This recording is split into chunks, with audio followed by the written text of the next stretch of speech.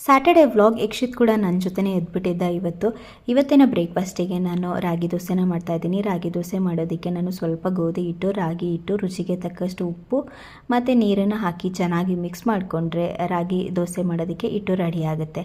ಇದಕ್ಕೆ ಕಾಂಬಿನೇಷನ್ ಆಗಿ ನಾನು ಬೆಂಡೆಕಾಯಿ ಪಲ್ಯನ ಮಾಡ್ತಾಯಿದ್ದೀನಿ. ತುಂಬಾ ಚೆನ್ನಾಗಿರುತ್ತೆ. ಇದಕ್ಕೆ ಯಕ್ಷಿತ್ ಹೇಳಿದ್ನಲ್ಲ ಎದ್ಬಿಟ್ಟಿದ್ದ ಅಂತ ಬಂದು ತುಂಬಾ ಹಿಂಸೆ ಕೊಡ್ತಾಯಿದ್ದ. ಅವನನ್ನು ನೋಡಿಕೊಂಡು ನನಗೆ ಕುಕ್ ಮಾಡೋದು ಕಷ್ಟನೇ ಆಗುತ್ತೆ. ಅಂದ್ರೂ ಇವತ್ತು ಲೇಟೇ ಆಗೋಯ್ತು ಕುಕ್ ಮಾಡೋದು. ಅದಕ್ಕೆ ಪಲ್ಯ ಅಷ್ಟೇ ಸಾಕಾಗಲ್ಲ ಅಂತ ಅಂದ್ಬಿಟ್ಟು ನಾನು ಸ್ವಲ್ಪ ಕಾಯಿ ಚಟ್ನಿನೂ ಕೂಡ ಮಾಡ್ಕೊಂಡಿದ್ದೆ. ರಾಗಿ ದೋಸೆ ಅಂತೂ ತುಂಬಾ ಚೆನ್ನಾಗಿತ್ತು. ಹಾಗೆ ಸ್ವಲ್ಪ ಚಪಾತಿ ಹಿಟ್ಟು ಇತ್ತು. ಅದಕ್ಕೆ ಮಧ್ಯಾಹ್ನ ಲಂಚ್ ಬಾಕ್ಸಿಗೆ ಚಪಾತಿನೇ ಮಾಡಿಕೊಟ್ಬಿಡೋಣ ಅಂತ ಅಂದ್ಬಿಟ್ಟು ಅದನ್ನು ಕೂಡ ಮಾಡಿಕೊಂಡೆ. ಎಷ್ಟು ಗಡಿಬಿಡಿ ಆಯಿತು ಅಂತಂದರೆ ಯಕ್ಷಿತ್ ಬೇಗ ಎದ್ದಿದ್ದರಿಂದ ಅವ್ನು ನಾರ್ಮಲಿ 8 ಗಂಟೆ ಆಗ್ತಿತ್ತು ಎದ್ದೇಳೋದು. ಬಟ್ ಇವತ್ತು 6 ಗಂಟೆಗೆ ಎದ್ಬಿಟ್ಟೆ. ಅದರಿಂದ ಟೈಮ್ ಕೂಡ ಆಗೋಯ್ತು ಆನಂದ್ಗೆ ಹೊರಡೋದಕ್ಕೆ. ಇದಾಗಿತ್ತು ಇವತ್ತಿನ ವ್ಲಾಗ್. ಮತ್ತು ಇನ್ನೊಂದು ವ್ಲಾಗ್ನೊಂದಿಗೆ ನಾನು ನಿಮಗೆ ಸಿಗ್ತೀನಿ.